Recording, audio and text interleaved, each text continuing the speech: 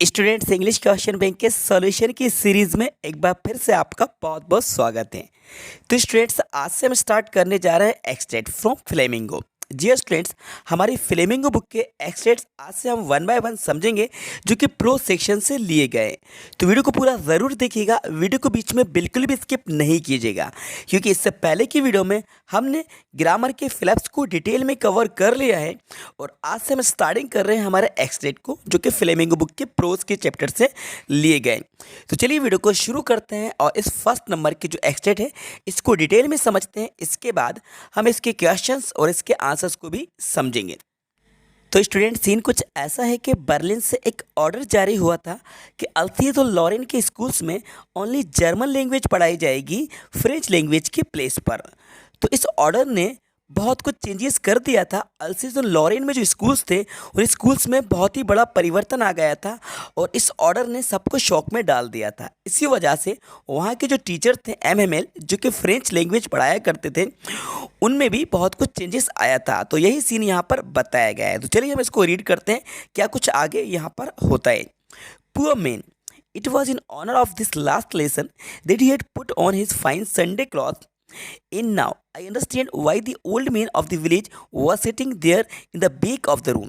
अब इसको समझ लीजिए, ये जो पुअर मैन वर्ड यूज़ कर रहा है, ये इसको जो नरेट कर रहा है स्टोरी, ये फ्रांस है। जी हाँ, इस नेम को आप याद कर लीजिएगा। इसका मेन कैरेक्टर है फ्रांस जो कि एक स्टूडेंट था। ठीक है, तो फ्रांस एक नरेटर है, मतलब कि फ्रांस जो एक स्टूडेंट है वही इस स्टोरी को नरेट कर रहा है, वही इस स्टोरी को बता रहा है। तो फ्रांस क्या कहता है, पुअर मैन। अब पुअर मैन किसके लिए यूज़ कर रहा है? ये जो पुअर मैन वर्ड यूज़ किया जा रहा है ये एमएमएल के लिए यूज़ किया जा रहा है। जी हाँ students, point to be noted, ये एमएमएल के लिए पुअर मैन यूज़ कर रहा है। कौन? फ्रांस इस वर्ड को इसलिए पुअर मैन यूज़ कर रहा है क्योंकि देखिए अब वो पूरी तरह से हेल्पलेस थे, मजबूर थे, क्योंकि अब वो जो लैंग्वेज पढ़ाते थे वो लैंग्वेज उनके स्कूल में नहीं पढ़ाई जाएगी। इट मीन्स फ्रेंच लैंग्वेज नहीं पढ़ाई जाएगी, अब तो वहाँ पर जर्मन लैंग्वेज चलेगी। तो पुअर मैन यूज़ किया जा रहा है फ्रांस कर रहा है एमएमएल के लिए।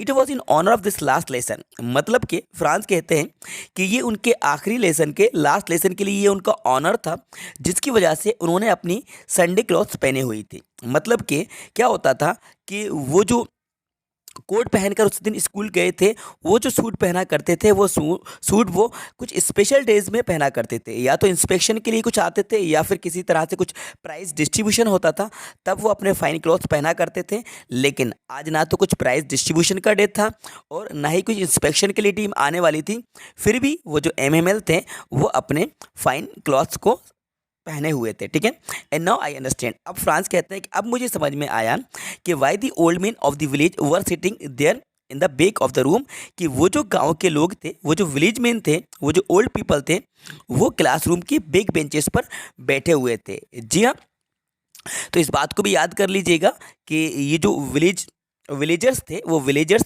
क्लासरूम में बैक बेंचेस पर बैठे हुए थे। तो ये भी एक बहुत ही अनयूजुअल बात थी, किसके लिए? फ्रांस के लिए।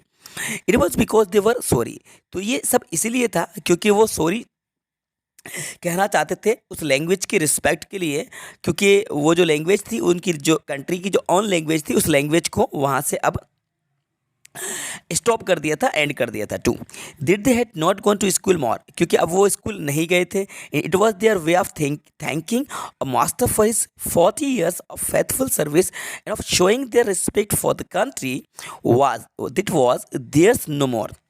तो भाई ये जो उनका थैंकिंग कहने का ये एक स्टाइल था, ये तरीका था अपने मास्टर के लिए, जिसने 40 सालों से, इसको भी आप नोट कर दीजिएगा, जिसने 40 ईयर्स 40 सालों से एक स्कूल में सर्विस की, मतलब कि लैंग्वेज को सिखाया, उस मास्टर के थैंकिंग के लिए, उसके रिस्पेक्ट के लिए ये सभी विलेजेस इस स्कूल में गेदर्ड हुए थे, मतलब कि जमा हुए थे फेथफुल सर्विस के लिए, उनके रिस्पेक्ट के लिए और कंट्री की लैंग्वेज के रिस्पेक्ट के लिए विलेजेस भी आज स्कूल पहुंचे थे, क्योंकि अब उनकी जो लैंग्वेज थी उसकी फेयरवेल हो रही थी, मतलब कि उसको वहां से विदा किया जा रहा था, पूरी तरह से उनकी लैंग्वेज उनसे छीनी जा रही थी।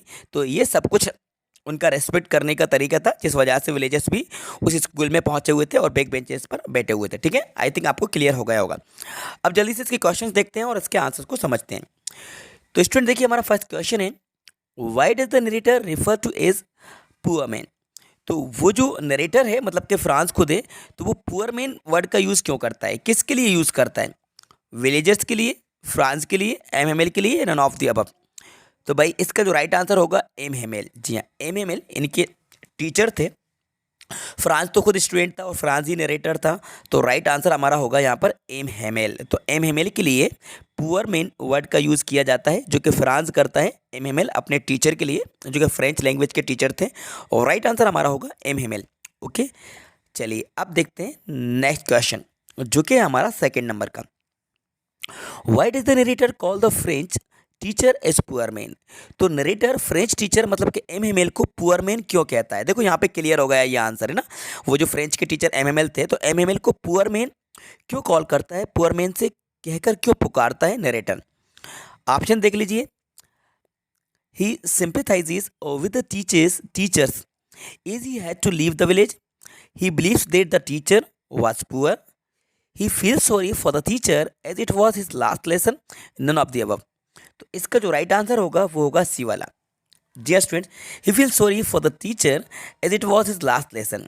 तो मतलब कि वो सॉरी फील करता है उनके टीचर के लिए, क्योंकि ये उनका लास्ट लेसन है, आखिरी सबक था जो अपने स्टूडेंट्स को देना चाहते थे, इसलिए वो पुअर मैन वर्ड का यूज़ करता है। तो राइट आंसर हमारा बनेगा सी वाला। ठीक है, ऑप्शन सी इज करेक्ट।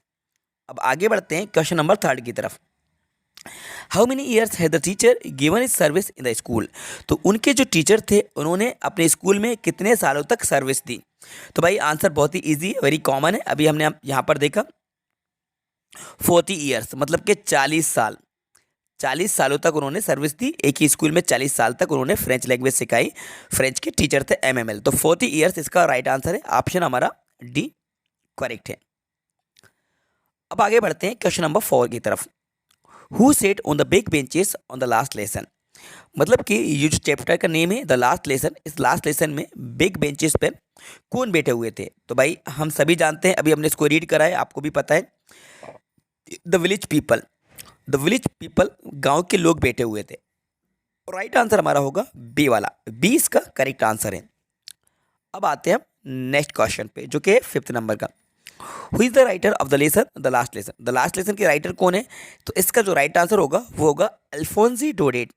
ए इसका राइट आंसर है। ए इसका 100% करेक्ट आंसर है। द लास्ट लेसन के जो राइटर हैं, ऑथर है, वो है अल्फोंसी डोडेट। तो स्टूडेंट, इस तरह से हमने द लास्ट लेसन का जो फर्स्ट एक्सट्रैक्ट था इसको डिटेल में समझा, इसके क्वेश्चंस, इसके आंसर्स को भी देखा, जो आपको बहुत ही अच्छे तरीके से समझ में आ गए होंगे। तो उम्मीद करते हैं वीडियो भी आपको पसंद आई होगी। तो वीडियो को लाइक कीजिए, अपने सभी फ्रेंड के साथ ज़्यादा से ज़्यादा शेयर ज़रूर कीजिएगा, और यदि चैनल पर नए हैं तो चैनल को ज़रूर सब्सक्राइब कर लीजिएगा, साथ में बेल आइकन को प्रेस कर दीजिएगा, सो दैट आपको आने वाली वीडियोस की नोटिफिकेशन सबसे पहले टाइम पर मिलते रहेंगे। हाँ, अभी रुकिए, अभी वीडियो एंड नहीं हुई है, एक बात और सुनते जाइए जाते जाते। इससे पहले की वीडियोज़ को अगर आपने नहीं देखा है, जो कि हमारा ग्रामर का पोर्शन था, फिलिप्स को हमने कवर किया था, अगर आपने पहले की वीडियोज़ को मिस कर दिया है तो आप प्लेलिस्ट को एक बार चेक कर लीजिए। Class 12th question bank solution के नाम से प्लेलिस्ट है, वहाँ पर जाकर आप बाकी सारी वीडियोस को भी देख लीजिएगा। और ये जो सीरीज़ है, इस सीरीज़ को कंटिन्यू रखा जाएगा, आपको सारे क्वेश्चन बैंक का सॉल्यूशन इस चैनल के ज़रिए से प्रोवाइड कराया जाएगा। तो देखते रहिए, सीखते रहिए। Thanks for watching.